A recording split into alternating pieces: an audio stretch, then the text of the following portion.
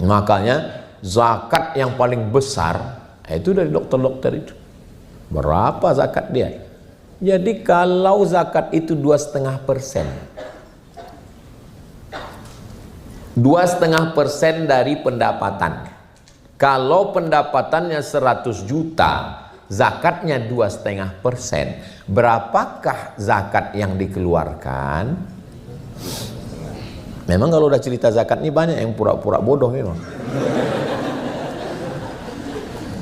100 juta 2,5 juta, 1 miliar 25 juta. Ini adik-adik ini rata-rata zakatnya 100 juta aja. Dari bunyi aminnya macam kurang yakin. 100 juta berarti pendapatan dia 4 miliar. 25 juta, 25 juta, 25 juta, 25 juta, 100 juta. Datang dokter. Ustaz Somad, iya. Saya mengeluarkan zakat 5% Pak Ustaz. Oh Pak dokter salah hitung tuh, saya bilang. Pak dokter belajar di mana zakat itu 2,5%, saya bilang. Gini Pak Ustaz, petani yang paginya dia pergi ke sawah bawa sapi masih bisa dibedakan ini orangnya, ini sapinya. Pas pulang sore sama bentuknya. Berapa zakatnya Pak Ustaz? Saya bilang kalau dia irigasi tada hujan beda. Kalau nunggu tada hujan 10%. Tapi kalau irigasi 5%. Berapa zakatnya Pak Ustaz? 5%. Petani yang berkubang kena panas berlumpur 5%. Masa saya yang dokter bersih cuma 2,5%? Malu saya Pak Ustaz. Lama saya terdiam. Ada ya orang otaknya kayak gini. Nggak mau dia bayar 2,5%. Dokter itu dia bayar 5%. Ternyata makhluk-makhluk unik ini masih hidup, masih ada yang perlu dibudidayakan. Di sebagian tempat mereka ini udah punah. Nasib mereka udah sama seperti Jurassic Park, dinosaurus. Saya yakin adik-adik inilah yang akan mengeluarkan zakat 5% itu nanti insya Allah. Kalau Pak dokter mengeluarkan zakat 5%, yang sah sebagai zakat hanya 2,5% Pak dokter. Yang 2,5 lagi apa Pak Ustaz? Yang 2,5 lagi terhitung sebagai infak. Saya di panel berdua. Di panel berdua Ikatan Bulan Sabit Indonesia, dokter. Ternyata dia setiap sekali operasi 3 kali, yang satu itu dia serahkan untuk lembaga kemanusiaan. Dia itulah yang bertanya ke saya, Ustadz Somad, Ustadz makan dari mana? Dari mulut. Kalau kulit makan dari mana? Dari lubang pori Pak Ustadz.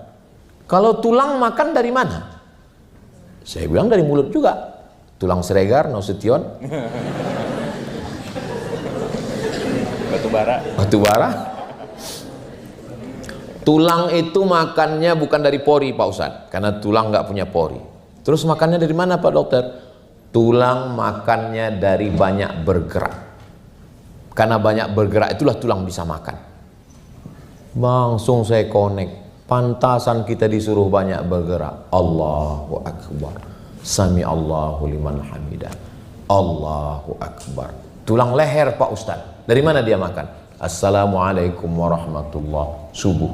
Assalamualaikum warahmatullahi. Qobliyah subuh, sholat subuh, tahiyatul masjid, sholat duha, qobliyah Jumat, ba'diyah Jumat, sholat Jumat, zuhur, asar, maghrib. Bertambah iman saya gara-gara dokter tadi. Selama ini saya nggak tahu maknanya. Salam, salam, salam, salam. Ternyata bergerak leher. Jadi apa maknanya? Orang kalau hanya sekedar tahu ayat, tahu hadis, dia datar aja. Banyak dokter tuh ngetes saya. Ustaz Somad gimana ayat tentang wudu? Idza qumtum ila sholati faghsilu wujuhakum, basuh wajah. Wa aydiyakum ilal marafiq, tangan sampai siku. Gimana ayatnya Pak Ustaz? Wa aydiyakum ilal marafiq, tangan sampai siku. Terus kalau dia hidupkan keran, dia basuh tangannya dari siku sampai ujung, ya sah saya bilang. Dari siku sampai ujung sah, dari ujung sampai siku sah, terjun dia ke laut pun sah saya bilang. Nah, sah semua. Sah itu saya bilang. Saya kan mau menunjukkan juga kehebatan saya, masa saya bilang. Saya jaga diri, saya kan profesor. Masa saya nanya? Nah, jadi kami Pak Ustadz, dokter-dokter, kata dia, yang ngomong ini dokter, kami kalau mau ngoperasi cuci tangan seperti ayat wudhu tadi Pak Ustadz, kami cuci tangannya ke sini. Terus saya tanya, kenapa nggak ke sini? Untungnya dia dokter yang baik. Coba kalau dia dokter yang baik, mau tahu aja tuh mau tahu banget. Kenapa Pak dokter nyucinya ke sini? Karena kalau saya nyucinya begini Pak Ustadz, bakteri-bakterinya nyangkut di ujung jari, dan ujung jari itu nanti akan menyebarkan kuman bakteri penyakit. Tapi begitu turun ke sini, siku kami yang turun, ujungnya bersih Pak Ustadz. Saya Ustadz, tapi keyakinan saya tentang agama bertambah karena bicara dengan dokter. Tapi saya nggak ngomong gitu di depan dia. Saya tetap jaga, saya jaga image kita. Nggak saya bilang, oh saya ngomong dengan bapak bertambah iman. Kecil lah saya kan. Hebat kali dia. Bertambah iman saya, Ustadz bisa bertambah keyakinan saya tentang Al-Quran. Satu ketika saya dipanel lagi dengan dokter. Assalamualaikum. Waalaikumsalam. Ini Ustadz Somad? Betul. Bisa Ustadz datang ke kampus kami, kita akan bicara tentang masalah otak. Saya bilang kalian salah sambung. Saya taunya otak-otak, saya bilang. Nanti Ustadz akan dipanel dengan dokter spesialis otak. Oke. Saya pun duduk dengan dokter. Sehat Pak dokter otak? Sehat. Ustadz Somad, kata dia. Iya. Itu kan ada ayat dalam Al-Quran. Adik-adik hafal semua ayatnya. Nasiyatin kazibatin khati'ah. Nasiyatin, ubun-ubun, otak bagian depan. Kazibatin, pembohong. Khati'atin, salah. Bohong dan salah itu di otak Pak Ustadz. Oh iya, saya bilang. Padahal saya tahunya baru itu. Bohong itu Pak Ustadz, orang pembohong itu letaknya di sini Pak Ustadz. Ada seorang pekerja tambang bekerja di bawah perut bumi, lalu karena suatu eksiden, kejadian musibah, kepalanya terbentur besi.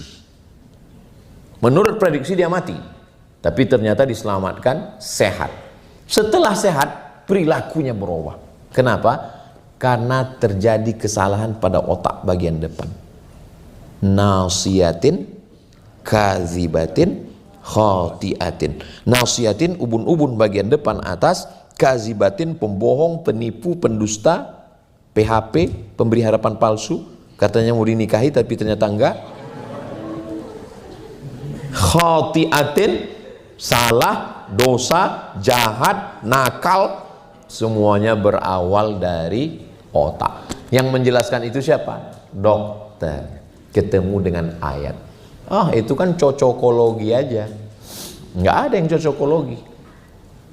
Adik-adik dari fakultas kedokteran menyehatkan orang, setelah sehat dia jadi baik.